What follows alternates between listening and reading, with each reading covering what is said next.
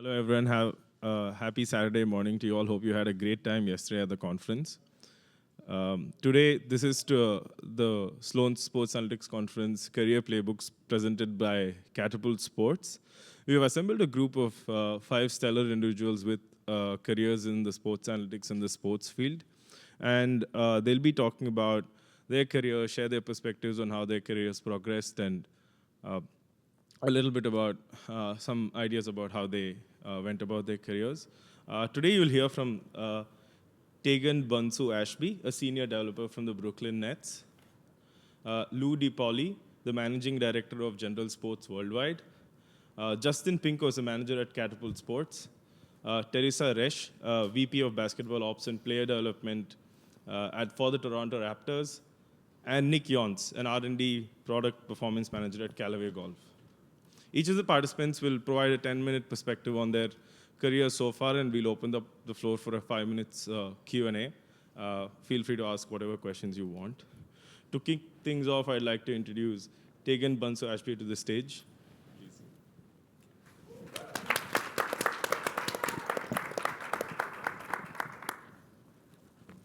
Good morning, everybody.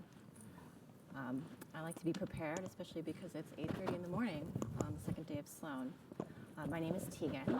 I'm a senior software developer with the Brooklyn Nets front office. This is my first full season with the Nets after spending several seasons with the Philadelphia 76ers in research and development.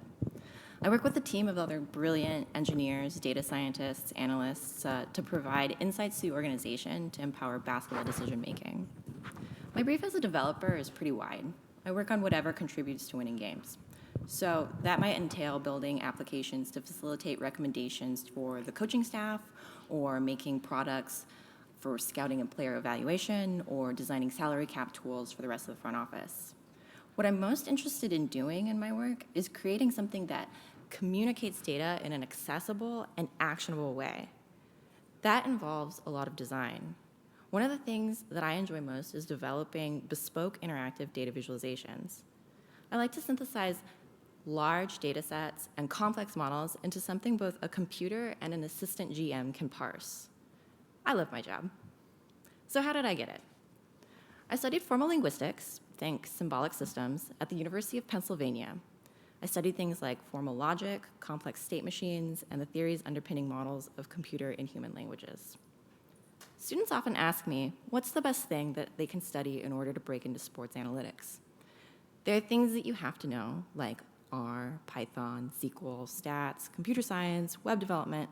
Those things are all useful and important for the job. But I say this with the utmost sincerity.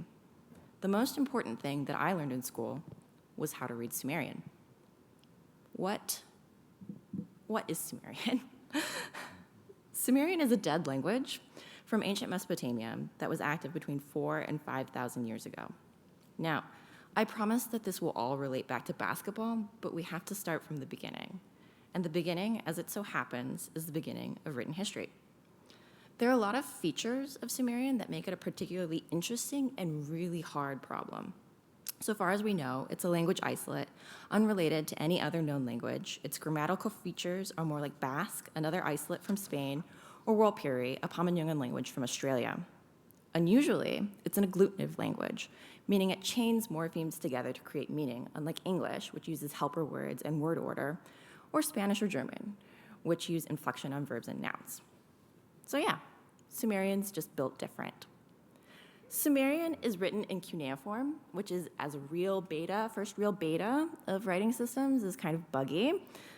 It is written with a reed stylus impressed into clay tablets to form wedge-shaped marks, so it looks a lot like chicken scratch. It's logographic, which means a single sign maps onto a word or an idea, similar to Egyptian hieroglyphs. And it's syllabic, like Sanskrit Devanagari or Japanese hiragana. There are several hundred known signs, and unfortunately, they are polysemous, which is just a fancy way of saying that they have multiple meanings. So, for example, the sign for bread, ninda, can also be read as an independent word like ning, thing, nyar, to place, or gar, to heap up, or it can be read as ni or sha as a syllable of a larger word. There's also the problem of medium. We know about Sumerian because archaeologists dug it up out of the ground in southern Iraq. Tablets are made out of baked clay, which is a fairly durable storage system, but even after a couple thousand years, the texts are almost always broken or missing. Literally, it comes from corrupted, dirty data. My professor of Sumerian used to tell this joke. The only way that you can read Sumerian is if you already know what it says. The only way you can read it is if you already know what it says. All right, let's get back to basketball. I want us to change gears and think about measuring and modeling a defense. I think this is probably one of the more well-known hard problems in quantifying basketball. Even with player tracking data, to quote Daryl Morey, my former boss, no one has mastered how to analyze defense. It's very complicated. So much depends on your personnel. Do you have a big rim protector, or do you rely on a switch-heavy scheme? What about the guys off ball? What are they doing? How do we even start to go about thinking about this? How about something like this? The only way to programmatically evaluate whether a defense was successful is if you already know what the offense was supposed to do. The only way to read it is if you already know what it says.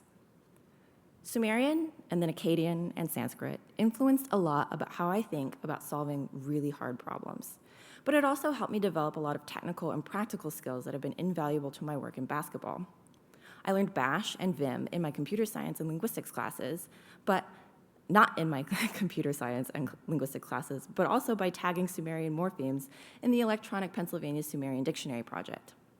I learned applied statistics by working with the many economic texts from the Ur III period, a span of about 100 years between the 22nd and 21st centuries BCE. It's the most documented historical period up until the Industrial Revolution. You know, big data. I learned a lot of hard math with a base 60 sexagesimal number system when translating a Neo-Babylonian astronomical text from the 8th century BCE. But possibly the most underrated skill, and I guess you all can be the judge of that this morning, was how to distill a lot of arcane, complex knowledge into a format accessible to a lay audience. Esoteric stuff like an NBA defense. Why did I decide to study Sumerian anyway? So I grew up in rural Wyoming. Rural, I guess, is superfluous. And so when I got to Penn, I wanted to make sure that I took the opportunity to learn something that I couldn't do anywhere else in the world at any other time in my life.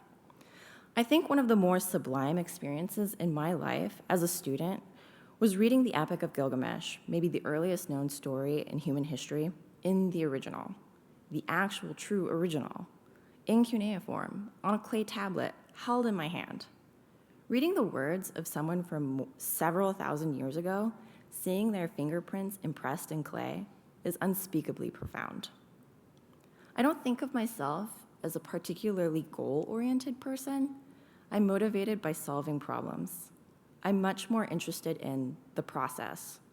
And that's, in a way, how I ended up at the Philadelphia 76ers. I was very lucky to break into basketball. Somewhat randomly, I happened upon the job opportunity, I believe on LinkedIn. I mean, come on, why not? It sounded like it'd be a lot of fun. I knew how to program. I felt I could do it.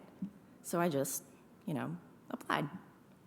But then it took having a director with a background in computational complexity who recognized my background in formal linguistics and believed that I could translate my experience in cuneiform and research into being useful to a basketball team. By the way, don't count on the hot hand to get a job in sports. If I were intentionally looking for a similar position now, my practical advice would be to look on Teamworks Online and follow the Twitter profiles of people active in the analytics community who will post about a role whenever one comes up for their team. Anyway, so when I got to my final on-site interview for the Sixers, I remember talking to the now current director of basketball operations. I felt that it was going really well, but I admitted to feeling a little overawed by the job. I felt like an imposter. And I'll never forget what he said. I know these guys, and they wouldn't have brought you here if they didn't think you could do the job. Getting here was the hard part. I really needed to hear that. So a few weeks later, when I found myself in the coaches' meeting, being introduced to the group by head coach Brett Brown, even though I had never even played at the JV level, even though I was the only woman in the room, I told myself, yeah, you belong here. Before I started with the Sixers, I would not say that I had a sophisticated understanding of what doing analytics meant for a team. I mean, I'd watched Moneyball, but I don't think that that mattered. It's really impossible to tell from the outside what an analytics team is doing, and every team is different. There's no one best way to get into analytics, and the job is constantly evolving. When I was a student, my role as a software developer in basketball, as it's currently defined, didn't exist yet. Teams just didn't have the tracking data. Students today who will make up the front offices of the future will also have completely different backgrounds and experiences. I can't wait to see that. I've had a blessed career in sports so far. I built some really cool apps. I've worked with a lot of incredible people. I've lost 2 Game 7s in the final seconds, thanks, Teresa. So what's next? What do I hope to achieve next in my career, in addition to my own NBA championship? It's no secret that the tech and sports industries are growing and becoming more influential. That's why we're all here at Sloan. The fact that I am here speaking to you this morning is by no means a reflection of the status quo of analytics in the NBA. The number of women in analytics positions for teams in this league is smaller than the entire analytics department at the Brooklyn Nets. Less than 10% of analytics staffers in the NBA are women. In the greater tech industry, by some estimates, women make up only about 17% of all software engineers. My job at the Nets front office is to always be developing an edge. And I believe part of that mission means working to make sure that the next generation of analytics enters a more equitable space. That is why I am co-founding the Women in Sports Data Symposium and Data Competition for Women in Sports Analytics, hosted by the Brooklyn Nets in New York later this year in late summer, early fall. We'll officially be launching our social and website with more details later this month.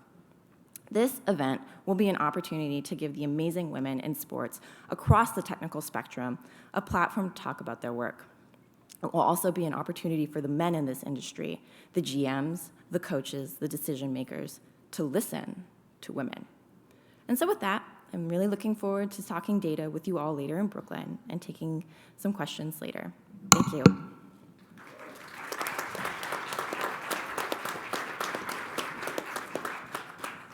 Thank you so much for that wonderful speech, Tegan. I did not know I needed to take ancient Sumerian, but now I do. So thank you for that. So if you missed the point like I did, we'll have question and answers at the end of the discussion. So next we'll have DePauli, so the stage is all yours. Good morning. Raise this up just a little bit. I'll leave this up for you, Teresa. Good morning. You know, they decided they were going to have kind of an elder statesman be a part of this group here, which is exciting. So, you know, this is a great group of young people here. I am in my 28th season working in professional sports, and I got started about an hour down the road from here in Worcester back in 1994 with a minor league hockey expansion team in the American Hockey League. And, you know, prior to that, I had spent 7 years in the insurance business where I actually started my own insurance brokerage in Worcester. So I went from insurance agency to vice president of a minor league hockey team. And then eventually, the rest of my career, I went from minor league hockey for 2 years. I then went to the Florida Marlins back when they were known as the Florida Marlins, and we won the World Series. So we did win a Game 7 in 1997 when we beat the Cleveland Indians. I know somebody said they were from Ohio. Sorry. Reds fan. What's that? Reds fan. Reds fan, okay, good for you. You know, where I spent time obviously with the Florida Marlins. From there, I segued into this new department that was being developed at the NBA League office that is called Team Marketing and Business Operations, or affectionately known by its moniker Teambo, where I was fortunate enough to be part of the original group of people there that built that out, and I'll talk about that in a second. And then from there, after spending time, you know, working in the league office, basically as a business consultant, and you know, trying to help teams improve their local businesses in their markets, I decided it was time to go back to a team and operate. So I went in as executive vice president of the Atlanta Hawks and the Atlanta Thrashers. Anybody know who the Atlanta Thrashers are now? Right? Jets. Winnipeg Jets. Very good. So that's not why I was there, though. While I was there, we were successful. So, you know, I spent a few years there in Atlanta running the Atlanta Hawks and the Atlanta Thrashers on the business side. Then from there, segued back to baseball, where I went to the Pittsburgh Pirates in 2008 as their executive vice president and chief marketing officer. during a time when the Pirates were, for lack of a better term, terrible. They were in the midst of, let's see, when I first got there was year 15 in a row of being under 500. So obviously non-competitive. It wound up extending to 20 years. And then during that time frame, even though we were non-competitive, we were able to grow our business. From there, I segued over to the New York Mets. Again, as executive vice president, I oversaw all their entire business operations for the Mets and at Citi Field for a number of years. And then just recently, in the last 9 months, I have joined as a partner in a firm called General Sports Worldwide, which is a relatively newer agency that focuses on athlete representation, mostly in the UK, but a little bit here in North America with the NFL. We do some mergers and acquisitions business. And then my vertical, which I created, is focused on executive recruitment, consulting with teams and leagues, and then training and career development. So, why did I create this? I'm going to go back to where I started in Teambo. So at Teambo in the NBA, when we started, originally it was headed up by a gentleman by the name of Bernie Mullen, and then my two compatriots there were Dr. Bill Sutton and Scott O'Neill. And the three of us, with Bernie, built the platform for what is the NBA's Teambo model today of going out and trying to help the teams in their local markets, improve their business operations. Then Commissioner David Stern always told us, the league is only as strong as its 30-member teams. And our job was to make sure that those 30 teams were as strong as possible from a branding perspective to help drive the game not only just nationally, locally, but globally. And one of the things we did when we first got into place there in Teambo was we spent a lot of time working with the teams and assessing talent. So not talent on the court, but talent off the court. So the people in the front office, were they up to the task of being able to grow their business? And we had to make those assessments. And we had to make some tough choices and tell teams. I literally had to tell some owners and presidents of clubs, this person in this role is not adequate to get the job done. And then it became incumbent upon us to help source those people and create the type of environment that would make for a successful front office. So we did that for a while. The other thing that I was fortunate enough to be able to do, and this is where my data piece comes in, I guess, maybe in this whole thing, I actually oversaw and built the NBA's original data infrastructure back in 2001. So it's going to look a lot different than it looks today, for sure. But I do know that some of the reports that I built are still being used. So that's actually pretty good. I feel pretty good about that. My skills definitely lack for the rest of this group and anybody else in this room, that's for sure. You talk about SQL, Python, R. I'm still working in, Excel, or for those who are older, Lotus. Just kidding. So I spent a long time, obviously, doing these type of things on the professional side. And then I took what I learned at the NBA and Teambo on the consulting and training and recruiting side, and I applied that to my jobs in Atlanta, Pittsburgh, and New York to build great teams. Even though each one of those situations I walked into was a tough situation on the business side, every one of them had issues. Obviously, the Hawks had just been sold and had been non-competitive for a while. The Pirates, as I mentioned, had been struggling for a long time, and the Mets were just post the Bernie Madoff situation, and things were not going well, and they had seen the largest decline in revenue in American sports history in a very short period of time. So my job was to turn all that around. And I focused on basically three things. Looking at the systems, the structure, and of course the staffing. So what I did was I made sure that each one of these organizations I went into, we created an environment of career development for everybody in the front office, especially on the business side, so that you could focus on being a good mentor and being a good leader and create a culture where development was important, mentorship was important, and we made sure that we recruited, trained, and hired some of the best people in the sports business, and then made sure that we developed them. And at this point, I looked recently at what we would call our, my family tree of people that have worked in my organizations that have gone on elsewhere, and it's upwards of over 200 people out in the sports industry that have been successful or are leaders in their own right, as of right now. And that all comes from creating the right culture and creating an environment where people feel they can develop. And I'm a big believer in developing people, and it's one of the reasons why when we created this vertical at General Sports Worldwide, focusing on, obviously executive recruitment. I have never recruited, been a professional recruiter in my career. I've hired hundreds of people, and actually thousands when we look at part-time staffing, but I've never actually been a recruiter. But I know what good employees look like. I know what the right culture looks like. We know how to consult teams on how to improve their business. And then we also know a lot about training because we've done a lot of that. And we did a lot of that when I was in the NBA and everywhere that I've ever been. So how does that kind of tie back to where you are today? In our role at General Sports, we built this on the same development of the concept of having career development be our focus. So yes, we work with clients, on much bigger picture items, like driving revenue and making sure that their brand is healthy in their marketplace. We're doing naming rights evaluation for a couple of clients. But really, it's focused on, finding the right people, putting them in the right job, and then training them while they're there to help each one of these other organizations be more successful off the court or off the field or off the playing surface.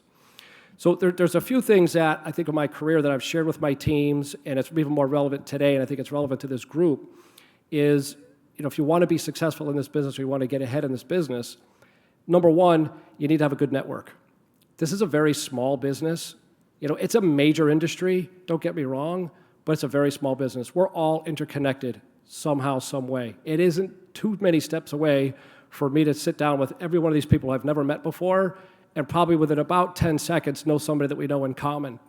And it's very easy at that point for people to do reference checks to see, how good of a person you may be, how good was your work product, do they know you, do they like you, would they recommend you? So build your network. LinkedIn is great, and I'm glad to see that you found an opportunity, using LinkedIn. But, you need to use LinkedIn as a weapon, right? You need to be able to take it and say, not just connect to me, because I get thousands of people wanting to connect to me, and I don't say yes to most of them. I think it's important, why do you want to connect to me? Are you looking for just to have access to who I know? Are you actually looking to meet with me and pick my brain? Are you looking for a mentor-mentee relationship? Let me know. Step number two is that mentor piece. If you're looking to get a job in this business, I think it's wise to find yourself a mentor. If you've been in the business for a while, become a mentor, right? I have mentored so many people in this business and so many college students. And a lot of them, I always have the same line. I said to everybody, at some point I look forward to working for them because I want to have them understand, yes, I want to get you in this business, and I hope that you succeed where I am in my career and get an opportunity to then turn around and maybe offer me a job someday when I'm a little bit closer to retirement, hopefully. I still got a ways to go, though. So again, the mentorship piece is very important.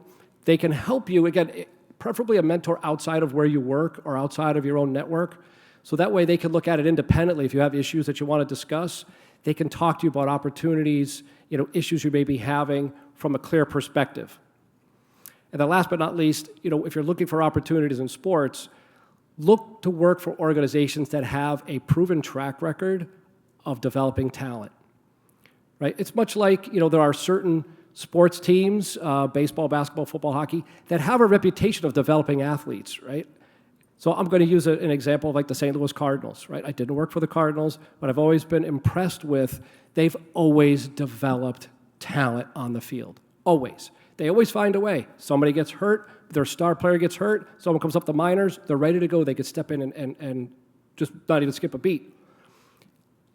I think it's really important to work for organizations that have that same philosophy on the business side, because it's very important so that you can keep growing the business so that these fine folks can have the money to go out and retain or recruit new players. So if you can find the right organizations that have that reputation, great. If you can't, reach out to me on LinkedIn. I'd be more than happy to provide you some insight as to where those things can go.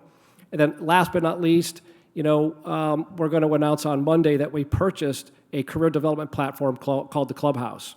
I'm not sure if people are familiar with that, but it is a multi-pronged platform that was built a few years ago by the gentleman by the name of Bob Hamer, former vice president with the Phoenix Suns, that focuses on all the elements of career development. There's a robust mentorship platform, there's a job board, there's career health services, there's mental health services, there's training videos, there's sales training, you name it. So we're going to take that and make that part of our umbrella and hope to expand that. So if people are interested in seeing what that's all about and understanding the tenets of why I'm talking about, what I believe in, the Clubhouse is a good example of how we get there. So that is it. I know I'm a minute 51 over my time, so I apologize for the next three speakers, but I look forward to taking any questions when we're done. Thank you. Thank you for that speech, Lou. Like, very important. How it's quite important networking, and thank you for your offer of letting people reach out to you. Next, we have Justin from Catapult.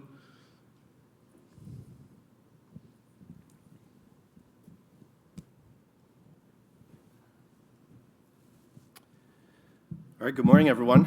Tegan and Lou, you guys are tough acts to follow. So my name is Justin. I'm a senior product manager of data science at Catapult Sports. For those of you that don't know about Catapult Sports, I'll get into this a little bit more later, but we are the market leader in the wearables space. So every NFL team, half the NHL, lots of MLB, hundreds of soccer clubs worldwide, use our wearables largely for the purposes of injury prevention and return to play. And for those of you that are based in Boston, we are a local company. So feel free to stop by our booth afterwards. I'll be over there and would love to have a chance to talk with you guys and answer any questions that you have over there. As far as my career journey, I'll kind of try and go stop by stop of the different companies that I worked at, give you a bit of an idea of what they do, what I did there, and maybe just advice that I picked up along the way, each of those. But before even getting to my professional experience, my first experience at Sloan was roughly 10 years ago or so. I was a college student at UMass Amherst, and I remember catching the bus from Amherst down to Springfield out to Boston, staying at a buddy's house. He wasn't even there. And so it's surreal, and it's a blessing to kind of be in a position now where I get to share my story after having coming here, really looking to get a career in sports. So my first job out of college was working for a company called Stats, now Stats Perform. Some of you may be familiar with SportView. So that was the optical tracking that was done in the NBA prior to Second Spectrum. And so I started there as a data analyst and did that for a couple years. And so 90% of my day was coding, and it was answering highly specific questions from teams and helping build it out some of the back end of the reports that we would feed into our front-end web application that teams would log into to see their data. And so as far as things that I think I picked up from that role specifically, this was mentioned earlier, I think, by Tegan, but join the conversation on Twitter. There's all kinds of people that are in the industry doing it now. There's a lot of people that are not in the industry and doing really great work with public data. So whether it's just to see what other people are talking about, understanding like what the current problems are in each sport, understanding where analytics is at in each sport, Twitter is the best place to do that. Another thing is learn the game as much as you can.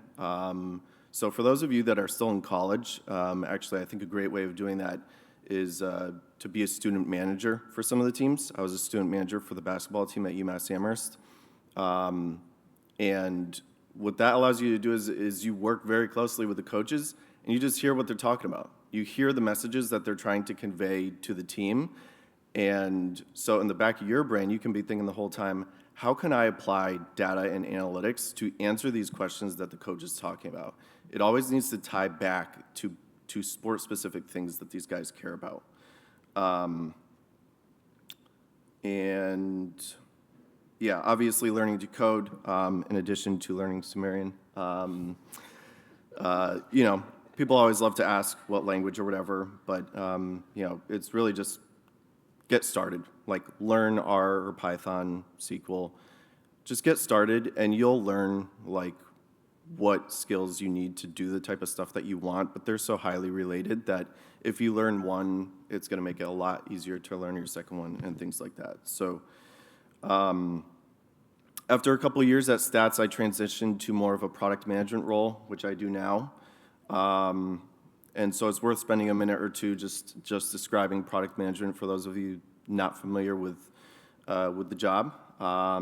as a product manager, you really have to have your feet in two different worlds. And so the first world is kind of like a strategic side of things where you're talking with VPs, SVPs, all the way up to your CEO, and deciding about the strategy of the product that you manage. So you're talking, what do we need to do in the next 6, 12, 18 months? What features does our engineering team need to build based on who we are as a company, where we want to go, what our competitors are doing, things like that. And then the other side of things is working with the engineers day to day to execute against that strategy and vision. So it's a really unique role in that you'll be in a meeting 1 hour and you're talking with the CEO of your company, and then the next hour you could be with an entry-level engineer and you're working with them to execute against the vision that you've got. So after a while at Stats, I moved over to a smaller company in the space called Fast Model Sports. While being small, they are very prominent in the basketball space. Every NBA team uses them. 85+% of colleges use them. And they essentially build out products that help a lot of coaches do their jobs better. So a couple examples of their products are a digital playbook. So instead of drawing your plays on a whiteboard, you can now digitize that playbook. Some coaches from the NBA famously have over 10,000 plays that they've drawn up. So it's a ridiculous database that some of these guys have built up over years and years. Another one is a scouting report builder. So surprisingly enough, 10 to 20 years ago, people were using Microsoft Word and other sorts of programs to put together advanced scouts for the upcoming opponent. And now this software kind of makes it a lot easier to pull in stats, headshots, videos, et cetera, to streamline that workflow. And so something that I really enjoyed about Fast Model was it got me more involved with understanding the college space, whereas at Stats I was primarily only involved at the professional level. So I really enjoyed that. But something that I learned at Fast Model that I think is really important is that it does not need to be sexy AI to make a difference in these front offices. A lot of times with these roles, with video coordinator roles, time is like such a precious commodity that if you just build a simple software that helps solve their problem, it does not need to have AI or data science baked into it. It can be the most simple thing, but if it saves them time, like, they are going to eat it up. After Fast Model Sports, I went to work at Synergy Sports. So they're a fairly large player in the basketball space as well.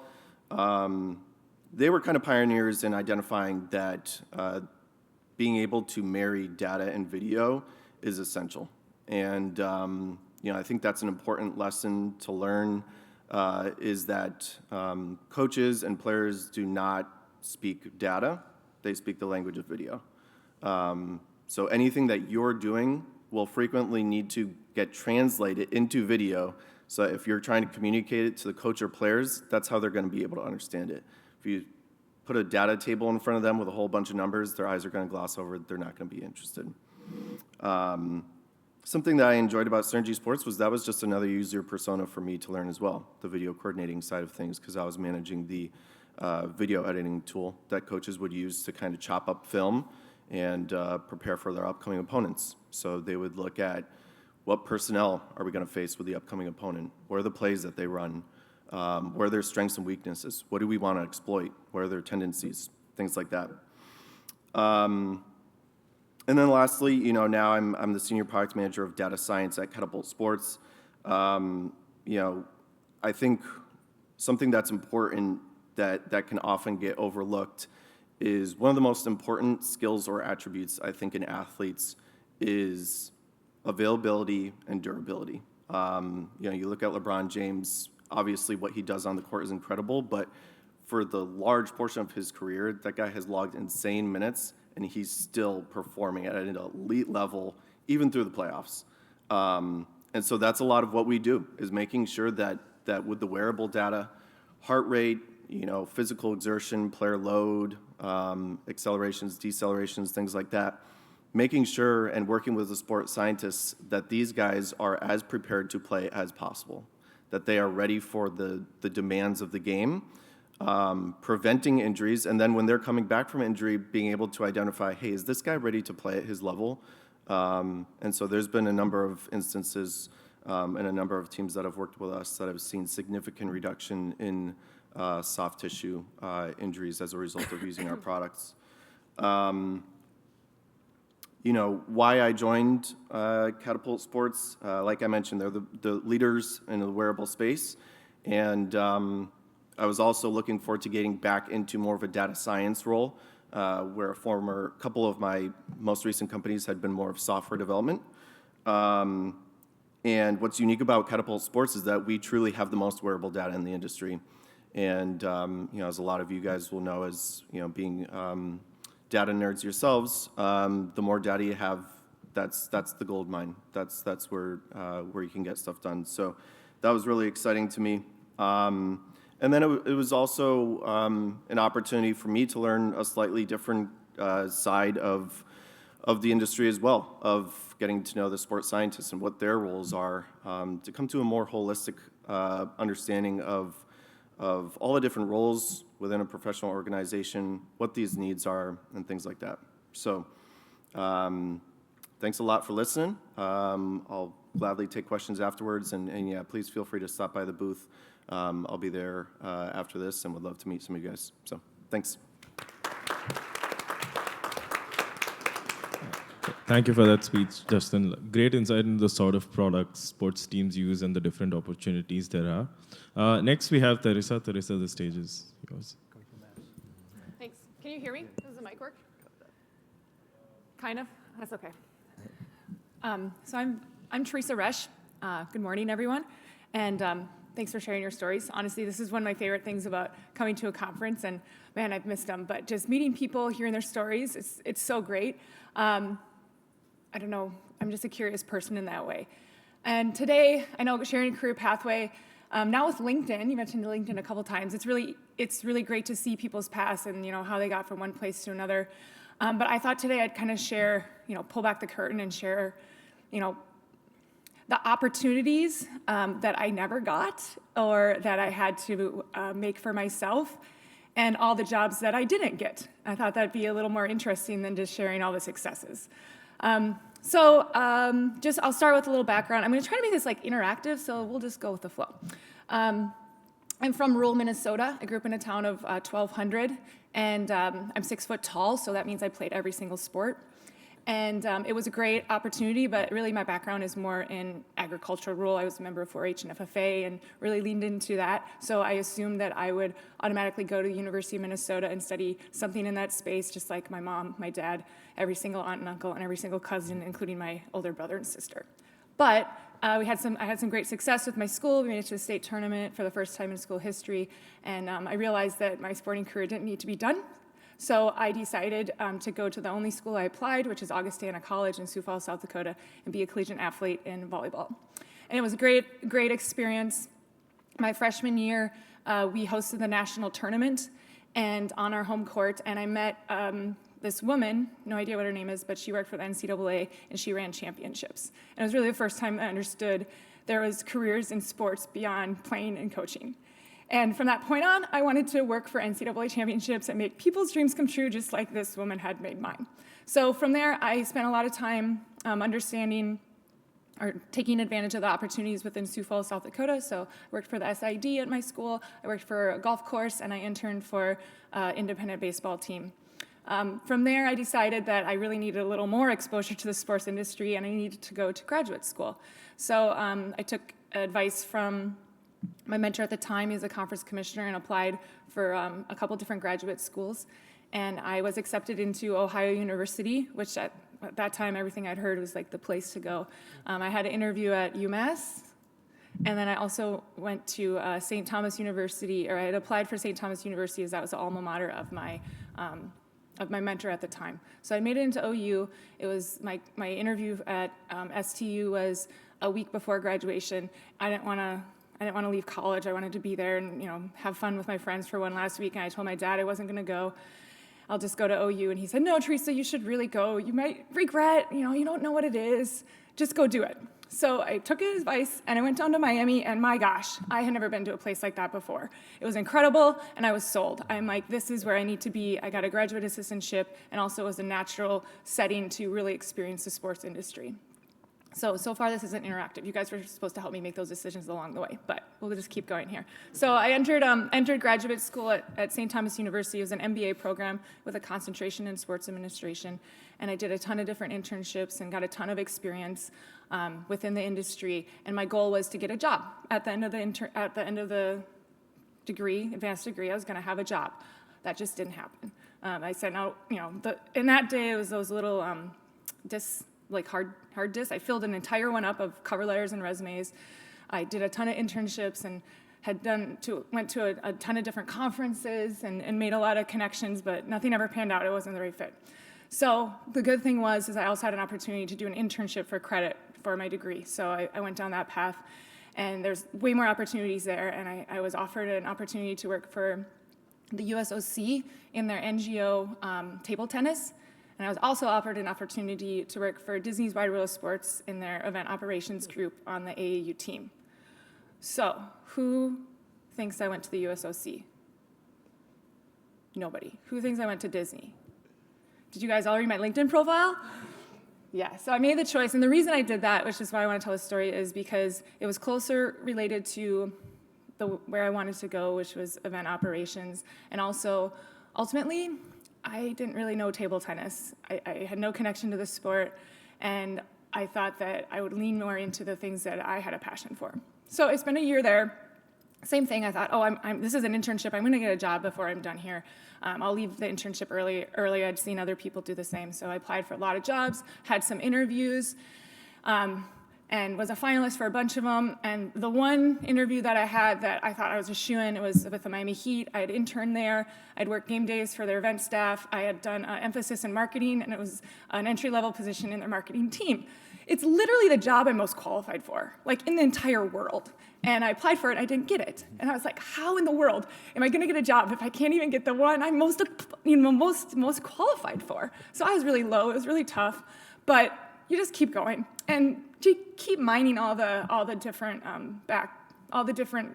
networks and things that you have. So I ended up getting my first job offer. So it was for a company based in Brookings, South Dakota, Daktronics. And I was offered a job. It was $24,000, and I was going to be like the person that would go around and sell sponsorships to the boards that they would input. And I was pretty pumped to have a job offer, but I'd just been exposed to graduate school in Miami. I had just moved to Orlando. I was working at Disney. I was just starting to open my eyes to what this world really had. And this was in Brookings, South Dakota. It was like going back home. And I said no. I think my dad was really disappointed. But I kept going, and ultimately, I got to the end of the internship. I still didn't have a job, and I had a connection, and I ended up getting offered a job to be the community relations director for the Indianapolis Indians, which at the time was a AAA baseball team.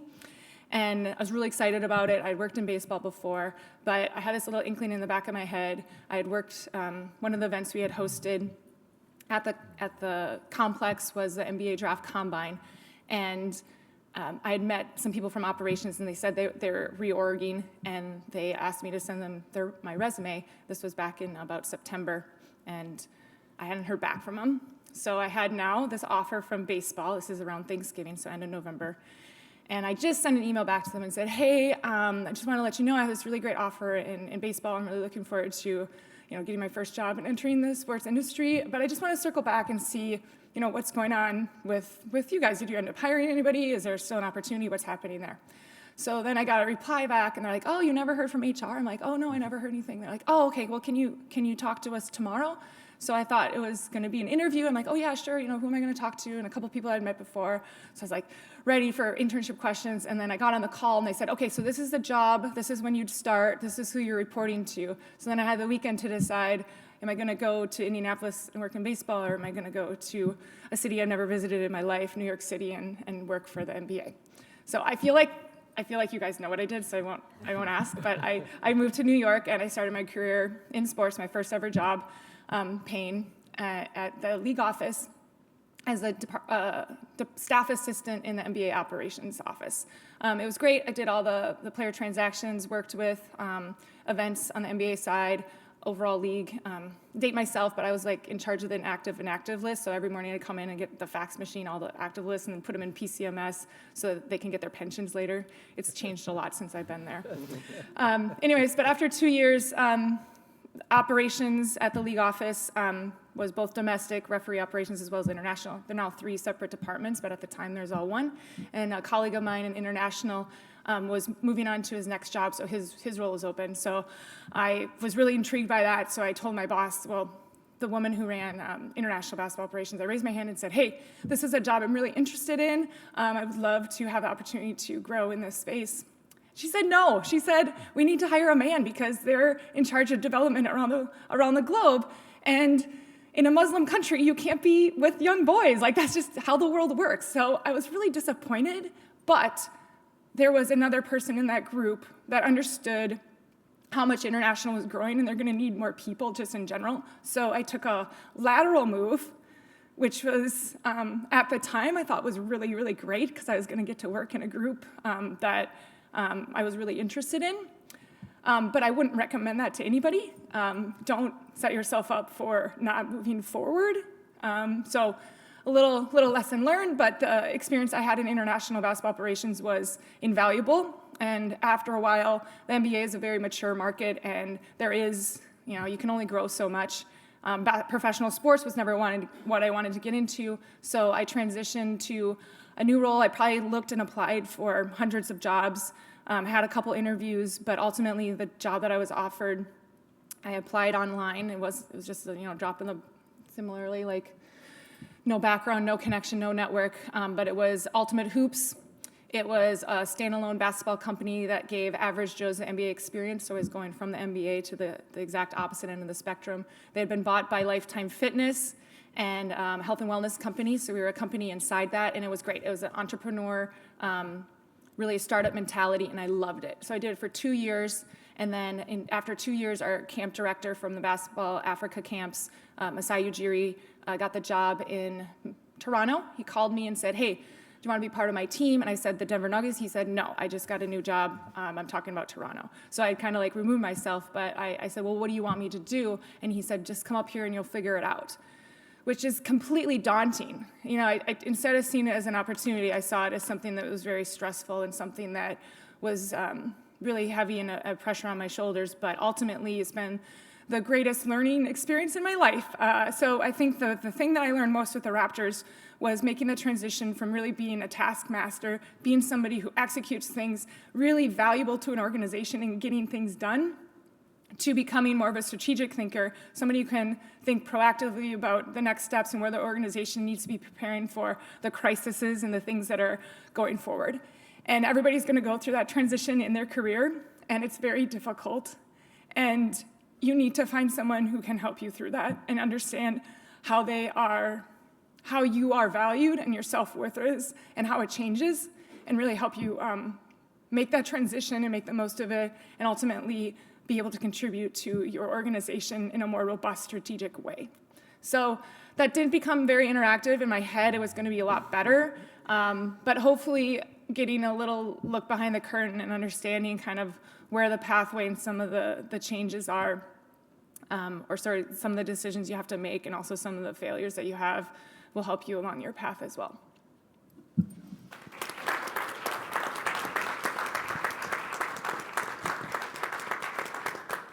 Thank you for that wonderful speech, Teresa. I think it tied up a lot of what others have said, and also spoke about how you need to persist and actually keep trying to get into what you want to do, and it's not a straight path. Next, we have Nick. Nick, the stage is yours.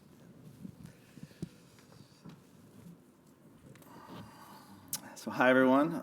My name is Nick Yantz, and I'm very thankful to speak with you here today. So this is my 6th year at this conference, and I'm going to talk to you about my career journey and then, a couple of things that I've learned along the way. So first, I currently work for Callaway Golf, and Callaway is made up of its traditional golf equipment business, so golf clubs, golf balls, but then Callaway also owns Topgolf and then brands like Travis Matthew and Ogio as well. So the title of this session is Career Playbooks, and I've typically been a person who's been very envious of the people that know exactly what they want to do, because that wasn't necessarily me. I went to school for mechanical engineering, but just kind of picked it based on being good at math and science without really knowing what I was going to do with it. From there, I did an internship where I worked at a company that made compressors for air conditioners and refrigerators. And at the end of it, I was like, oh my gosh, no way, this is so boring. Like, I was the person who was like playing sports constantly growing up, like roll a ball out, and I would play for hours. So at that point, like, my career focus changed big time. I knew I wanted to work in sports, so I went and I did my research. I looked up and I found like 25 plus companies that I'd be excited to work for. And I would check their career pages and their websites every day and see what new postings were for internships. And then Nike was one of those companies. So I ended up applying to 14 plus internships at Nike, and I went through and I did interviews with a recruiter on the phone and then the hiring manager, and I studied for and prepared for those interviews more than I'd prepared for any test that I'd taken all that year in school. But I get the internship. So, from there, I go and I do my internship, and I'm working for 2 summers in the largest building at Nike's world headquarters in a footwear testing role. And looking back, just that opportunity changed my life, changed my career path.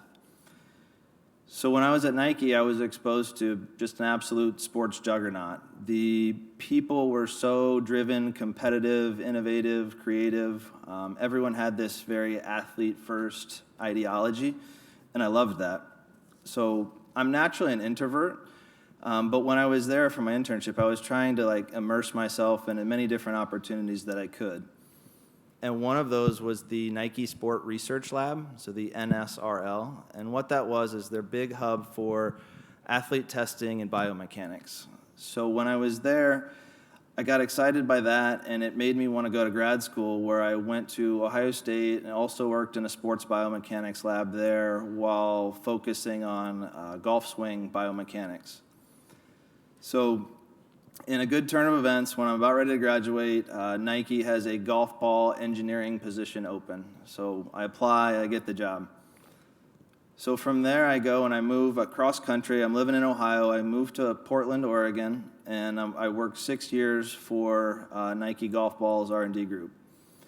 So there, I'm exposed to things beyond anything I could have imagined when I was, younger. I got to meet Tiger Woods, Rory McIlroy. I was helping design golf balls for the best players in the world. I got to travel to fancy golf courses. I traveled internationally, places I never thought I would have gone before. And then we fast forward to August 3rd, 2016. So they do a Nike Golf all-employee meeting where they bring everyone in, and they tell us that Nike's no longer going to make golf clubs or golf balls anymore. So what that meant is that 100 plus people, including myself, didn't have jobs anymore.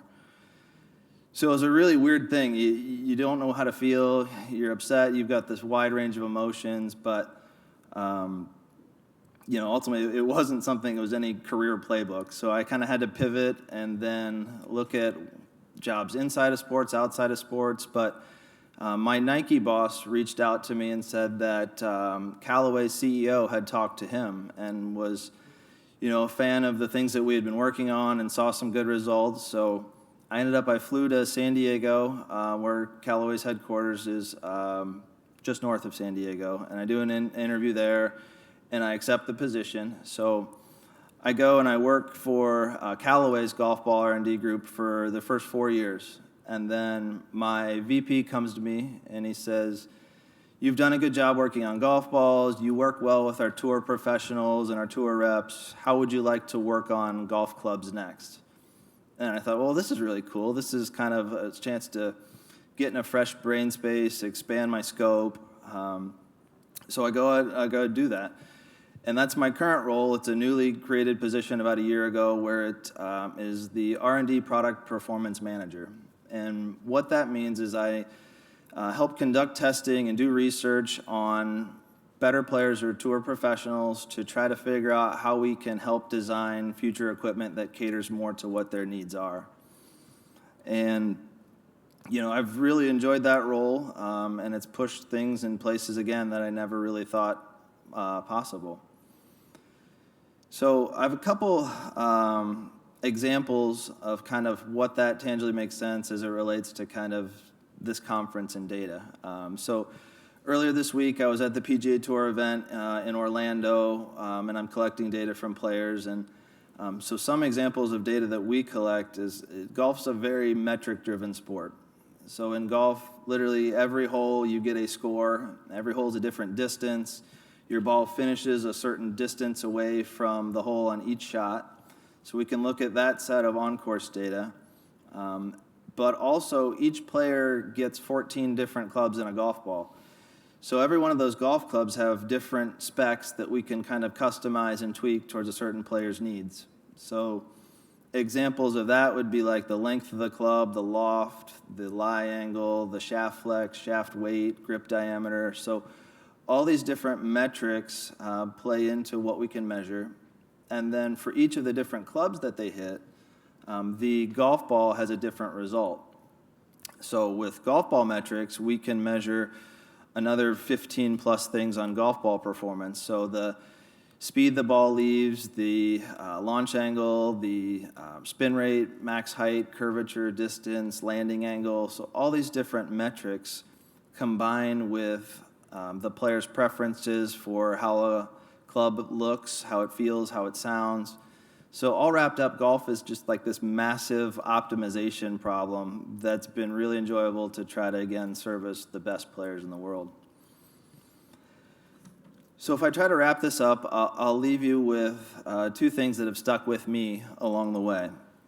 So I think both having short-term and long-term goals is really good. I've actually believed that it's even more important to be willing to change those.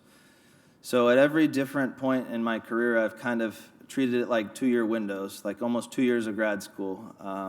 So when I get to a new promotion, I get more responsibility, or I change companies, I'm kind of looking in 2-year windows to see when, at the end of that, do I reassess? Because what I found is that, over just a year or 2-year period, your own, goals can change, and your own things around you can change as well. So examples could be, you discover a new interest, your family situation changes, your friends move away. So some of those things on the personal side, but then on the work side, there could be new business opportunities, new technologies, new innovations, things you're exposed to in the workplace that you didn't know years before because it might not have existed years before. So I'm treating everything in kind of 2-year windows and then reassessing what my goals are. The second thing that stuck with me is I'm a believer in this kind of quote that goes, the harder I work, the luckier I get. Because I believe that most successful people will say that they've been fortunate or had a little bit of luck along the way. But at the same time, I also believe that successful people consistently put themselves in situations to be lucky. So I'm a big believer in the make your own luck mentality. So, to wrap up, I'm thankful to speak to you all today, and we're going to have a pretty good Q&A session, I believe, now. So, thank you. Thank you for that speech, Nick. I did not know golf had so many metrics, honestly. Yeah, so now we're opening up for Q&A if you have any questions. We have, I think, Kaya. Oh, yeah.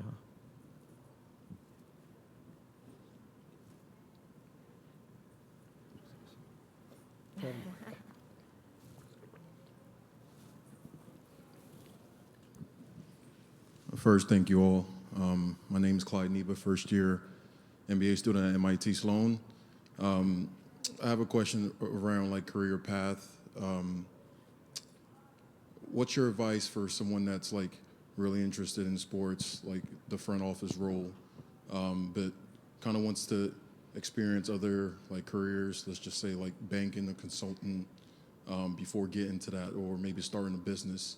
My question is, how can that person kind of like build relationships horizontally before they are ready to take a step towards that?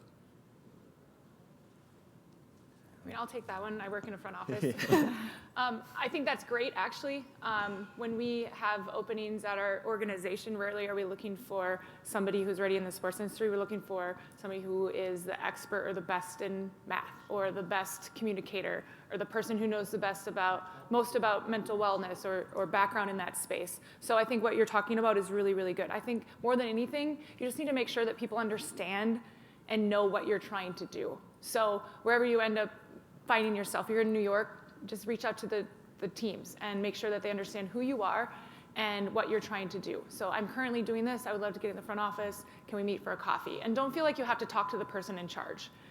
Unfortunately, or fortunately, there's a lot of change at the top in a lot of organizations. So if you're planning to have a career and own your own business for 10 years, the chances of that person still being in charge when you are ready to make that move is actually quite slim. So don't feel like you have to talk to the person at the top. There's a lot of great people in this industry at all levels, in all different areas. So don't feel like it's a waste of time to meet with a coordinator or somebody who's not making the final decisions at that time, because they can also give you great insight into how a team works and how that specific team works. I mean, I think that's another thing to remember, is not every team's the same. Actually, no team is the same. And depending upon the leader, it's a little bit of a reflection of that, and then that also changes when the leader is. So just be mindful of that too, that if you feel like you know an organization at one time, if there's been any personnel changes or anything like that, it's probably changed the fabric of that organization too. And if I can add, because that's great advice, is remember that the sports industry is very wide. You're just looking at the experience level of the people up on this panel, from talking about people who've worked at teams, leagues, run teams, products, technology. There's a big, wide world out there. And I think, going back to what I said earlier, make sure you have a very broad network. Reach out to people. Stay in touch. Don't stay in touch just when you need something. Stay in touch, because at some point down the road, when the opportunity arises, you'll be top of mind, and they'll say, hey, you know what? I remember him. Really sharp person. Let's give him an opportunity. Let's bring him in. Let's see what their opportunities are. They may have moved on, as Teresa just mentioned, to somewhere else, but you're always going to remember good quality people that you want to add to your team at some point. And the key is to make sure that you're getting on somebody's radar to be that type of person. And ask really good questions, honestly. Like, don't just talk about yourself. Actually get information back from these people you're meeting with. Great, thank you guys.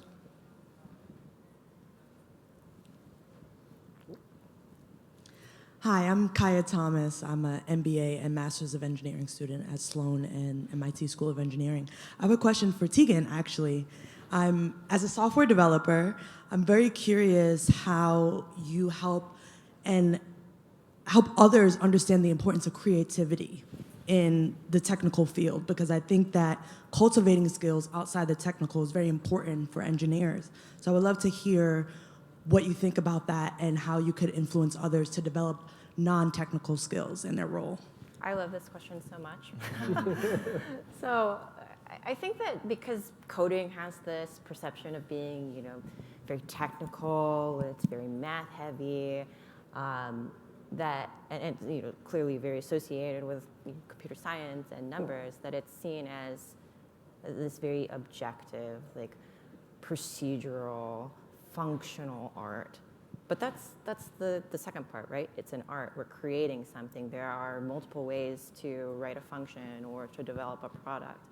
And for me, as somebody who really revels in the creative aspect of what the product, what the software delivers, interacting with the front office or the coaching staff or scouts and watching them use the tools and applications that I build and seeing where they hate it. That's the best information for me. And then I think, how can I do something better? How can I make their life easier? Because that ultimately leads to they're going to be able to do their job better. And I don't know if I make their life easier, and on the trade deadline, something comes up, I don't want anything that I've done to be a blocker. I want it to be a source of discovery for them.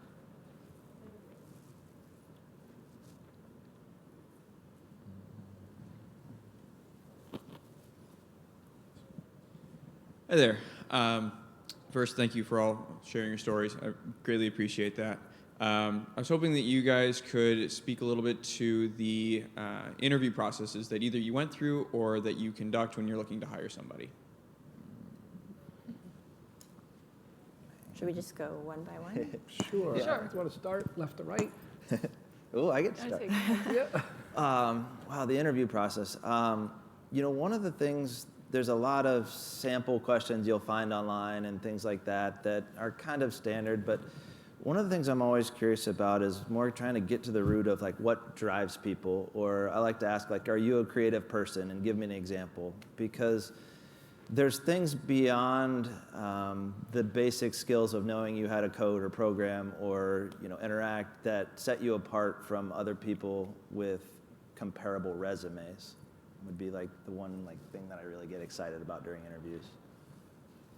I think for me, I think Tegan, you said it, like if you're in the room, you belong there. So I think when we're interviewing, I think we have a pretty great process to be able to bring in the people who are qualified. So then once you're at that point and actually talking to the people, then it's more about an understanding of who you are as a person and if you're going to fit within the culture of our organization. So I think the biggest advice I can give is to be yourself, because you never want to go in and be somebody that you really aren't, because then you're not going to be a good fit, because they're hiring for a good fit. So just always be yourself, and don't try to be somebody that you're not. Try to find a place, when I say find a place, like in your mind, the way your process, so you can be comfortable in that space. It's probably really nerve-wracking, but find a routine or something that you do so that you can be your best self. And your best self is when you feel comfortable and relaxed. So whatever those things that help you get to that place.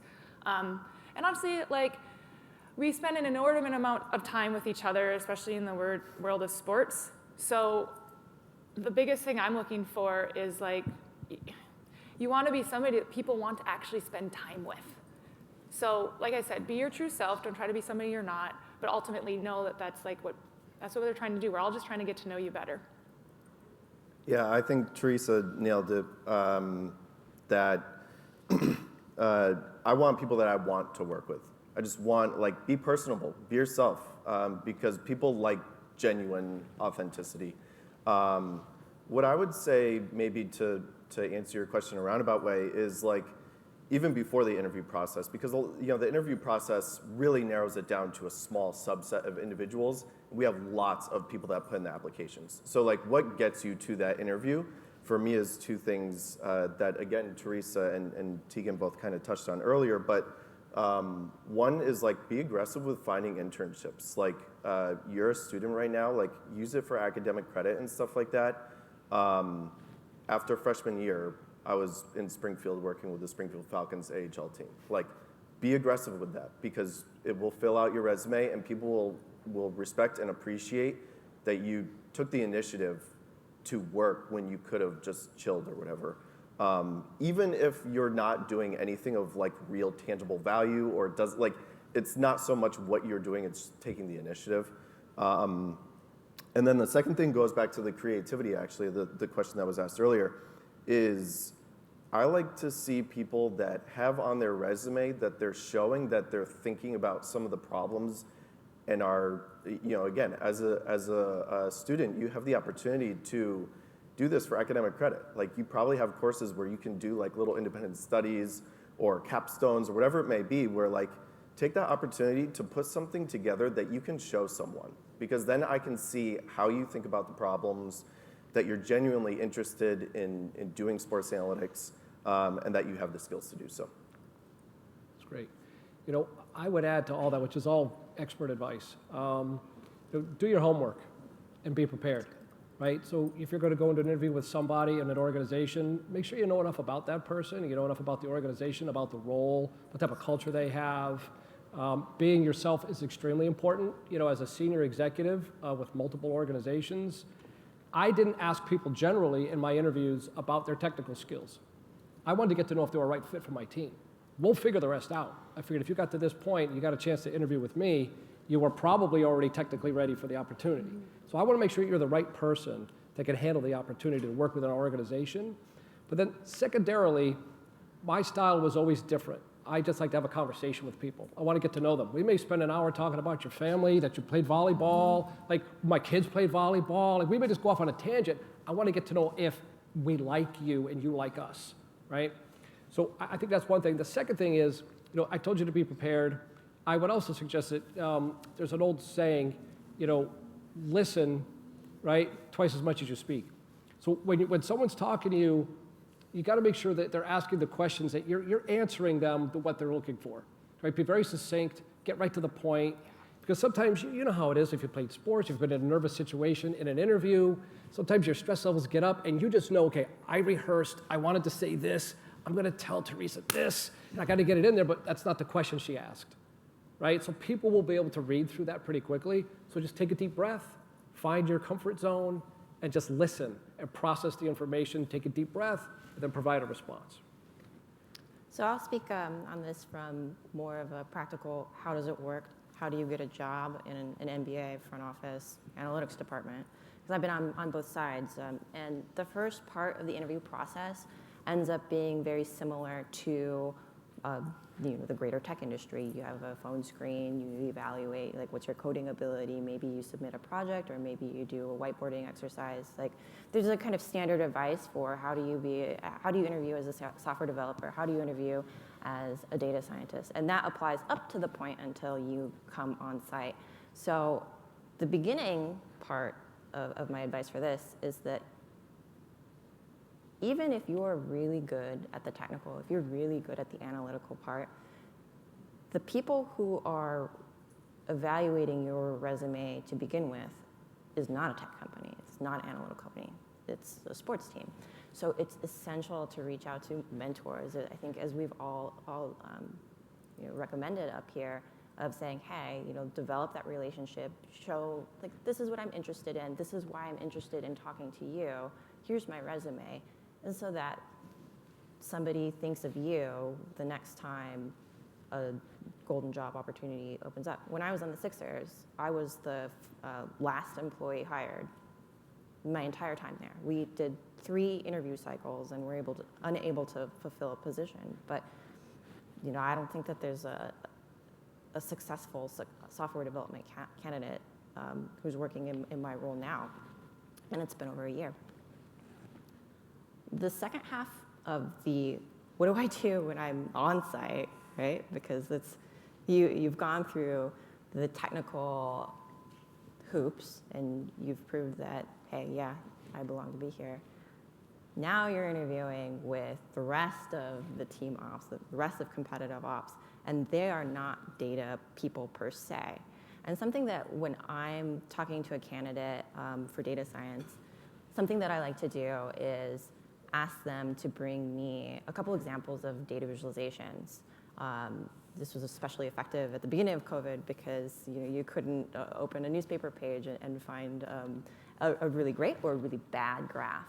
And I would ask, bring me a visualization that you like, and bring me a visualization that you don't like, and then we're going to talk about it. And that would be my 1-hour interview with a data scientist. And I was evaluating, like, how do they think about data? Like, what are they thinking of, like, what goes underneath to create this visualization? But I'm also testing, like, hey, I'm your ally here. I need you to talk to me about what this visualization is trying to achieve, so that when you're in a room with Steve Nash, are you going to come off sounding like a PhD in math, or are you going to come off sounding like somebody who works in basketball?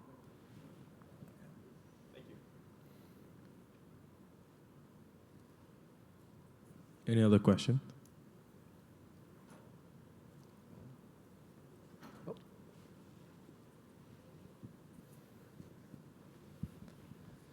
Hello, my name is Gathunga Durango, and I'm currently a master's student in statistics at San Diego State.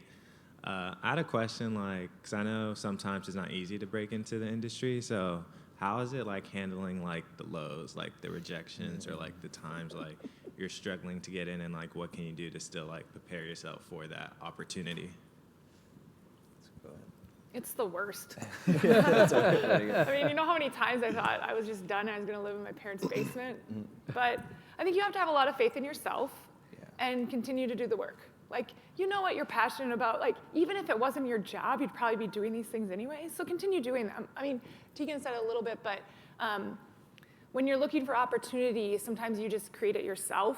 And I think in data and analytics, there's a huge opportunity. Like, I know enough about this space to be like dangerous, because then I think I know too much. Anyways, but there's Twitter, you make your own website, you know, whatever it is. I mean, that's how we've found some of our people, is they just have really great information out there that they're putting out for anybody. There's so much data that's just public now that you can work with and create your own and just really show what you're capable of. And then, like Lou said, it's all about the network. So if you can just connect with people you actually relate to, connect with, and keep in touch with them, and they'll be your best advocates, even if they don't have an opportunity at the time or the timing's not right. So just continue to mine those contacts and continue to do what you love. Having a mentor there is really important, because it's tough. You know, it's like playing sports. I mean, you know, shooters got to shoot, right? If you're in a slump, you got to keep putting it up, because you know eventually it's going to go in. You know, in baseball, you know that I might go 0 for 21, but I might get that one hit that wins a game. So it's just a matter of just realizing that you just got to keep moving forward. You just got to keep staying positive, talk to other people, realize like it's not personal. Sometimes it's just not the right fit at that time. You know, the thing I've told people for the longest time is, you know, no, N-O, is just the first 2 letters of the phrase not now, right? So if you just continue to be positive, like they're not saying no to you, it's just not the right timing. So you just got to keep working and finding those opportunities and keep networking, keep doing your homework. As we talked earlier, I think with the first question that was asked, it's a broad spectrum in the sports industry. Try to find other companies out there besides a team or a league office. There are so many opportunities in this space these days that you'll find something. And if not, you reach out to one of us and we'll find a way to help you. I think Lou touched on this, and this is a really small industry. So if you fail, it doesn't really matter. It's the connections that you've made in that process. Because I really don't think that people fail when you get to the final stage. It's not the right fit, or you know, maybe COVID happens. You know, there's so many factors. When you get to that stage, it's not personal. But if you maintain those relationships, then, you know, I can't tell you how many people that I've met of like, well, you know, like I don't have a data scientist role for you now, but you know, my friend on the Lakers is leaving, and maybe you should reach out to them. I think runner-ups for a lot of different jobs end up finding different roles even at the same company a year later. That's another thing. Like, if you're a good candidate, the hiring managers will remember you, will see your resume. Same thing with HR recruiters. So just keep shooting is good advice. Yep. I mean, don't get hung up on one job either. I've seen, especially at the Raptors being the only team in Canada, there's a lot of people who want to get in basketball, and they're like, the Raptors is the one place. And it's not. So just keep your mind really open. I mean, I did that too, like that job in Miami. I was like, that was it. That was a job I was, you know, for 20 years preparing for. But it wasn't. It wasn't at all. And a lot of times those times when you're most disappointed are, you know, you think it's your only chance to win that gold medal. It was only the bronze. You know, it was only the bronze opportunity. So when I was in college and looking for a job, I went on every single team's website in the 4 professional sport leagues and said, who's doing stats at that team? And then I found a media guide where I was able to kind of deduce what the email formats were. So it would be like first initial dot last name at Celtics.com. And then I filled in what I knew about the individuals. So I reached out to like 120 people. Many never replied to me. Some did, and we had like really good like networking conversations like these people are saying. One did, and I did some work for them, and that went on my resume. So like you have to take those 119 no's in order to find that one yes. and almost as a cheat sheet, right now the Sloan Sports, they give you that packet, that insert that has first initial, last name. I know years ago I was doing the same thing where I was just Google searching, LinkedIn search, okay, does this person have something I could relate or talk to about? And not come across like I was trying to find a job, but just like, I'm interested in what you're doing. We might be able to chat at this conference for 5 minutes, 10 minutes. I think that's a real, way to show initiative, but not be overbearing, asking for a lot. You have to make it easy for that person, right? Yes. So for me, if anybody asks me in an email and says, hey, I'd love to have coffee sometime and hear more about your story, it's like delete immediately. But if you hit back and you say, hey, I read in the newspaper that you guys are looking at building a practice facility. I have some different ideas I'd love to share because of my background in A, B, and C. I'm gonna reply to that one.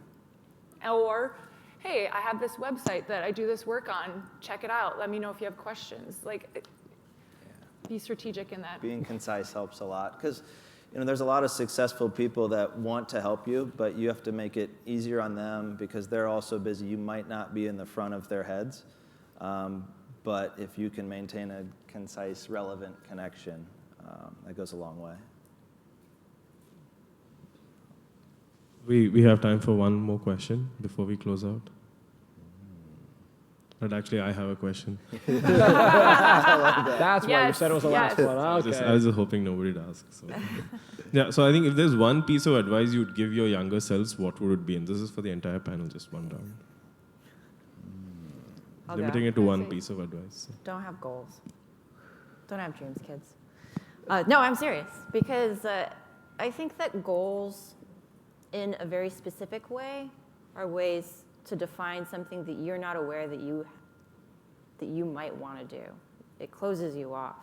Like when I was in college, there was no tracking data. There was no positions of software developers in sports. It's not that I didn't love sports. I grew up in Wyoming. I belong to the Church of Denver Broncos. Like this is church. If you had told me what I would be doing for a career now at 18, I'd be like, hell yeah, sign me up. What the hell is Sumerian? But I think that the path that I took to get here, and because I chose to be curious first, while in the pursuit of useful skills, of hard skills, taught me an important lesson. In the NBA, we're trying to solve problems that haven't been solved by any other team secretly, so that we have a competitive advantage for the next couple seasons. I mean, that's what I studied. I studied stuff that came out of the ground from several thousand years ago that people still don't quite fully understand how to translate. And so how do you go from that point to working in a front office, right? Like it's not a competitive advantage if it's something that you can be taught in a class. So you do have to be really creative, and you do have to be really open-minded. So I'm joking. Obviously, you should have goals, but I don't think that you should write out the 5-year plan and define failure for yourself ahead of time. Because if you say, if I'm not in a front office in the next 5 years, then I'll have failed. That's 5 years of opportunity for becoming an even more compelling person to be the next GM. It's good. I'll steal a line from, again, being the elder statesman in the room. A TV show that used to have a phrase that it's called Kung Fu. If anybody remembers David Carradine would always say, patience, grasshopper. That's how he would explain it to his people that he was mentoring. Really patience. For someone, the younger me, extremely aggressive, ultra type A, want everything done immediately. Learned a lot as an early leader of how to be a better leader or how not to do certain things by being over aggressive at times. So just take that deep breath, relax, patience. Things aren't going to happen on your timetable. They're going to happen on the timetable that they're going to work with. And just continue to just take that deep breath, be patient, relax, but keep doing the homework, keep doing the work, keep doing the mentoring, get a mentee relationship, build your network, all those things we talked about before, but just take that deep breath and let the game come to you, right? That's an expression used a lot in sports, like let the game come to you a little bit. That's probably my advice to my younger me. I would say don't allow your career to define yourself. Particularly in sports, so many of us are here. I was here 10 years ago because I was determined to work in sports.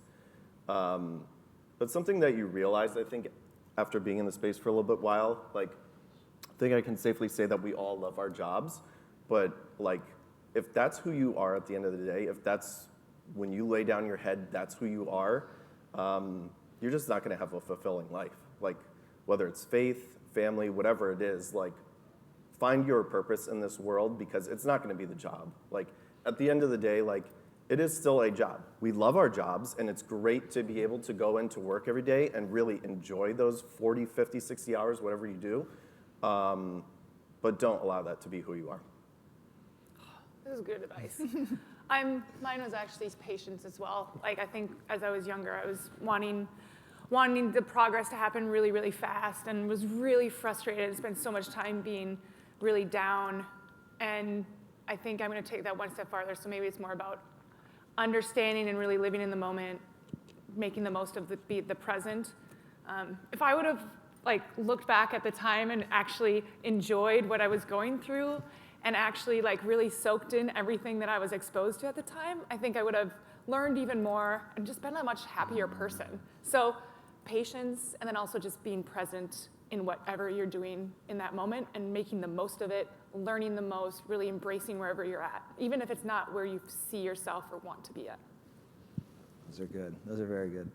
I'm a competitive person, so I resonate with so many things that were said. But I think a couple of just simple notions would be just do your best every day. Just on a day-to-day, do your very best, whatever that is. And then, if you maintain this routine of hard work and discipline, I think you can achieve anything along the way, because those two things don't require you to be the smartest person in the room. I'm certainly not the smartest person in many rooms at all, but if you're able to just simplify and work day in, day out and maintain those things, I think you can achieve really good things. Yeah, thank you, everyone. I think that's really good advice. So we are done with the session now. Thank you, everybody, for coming today. I know it's an 8:30 a.m. on a Saturday, but thank you for taking the time. Love the talks that you gave. Love the advice. The question and answers was also pretty great. You can check it out on Twitter. I think some of the things we said are trending now. And yeah, that's the end of the session today, and hope you guys have a great Saturday ahead. Thank you. We're trending. I like Hey, it's the most popular. So big percentage trending.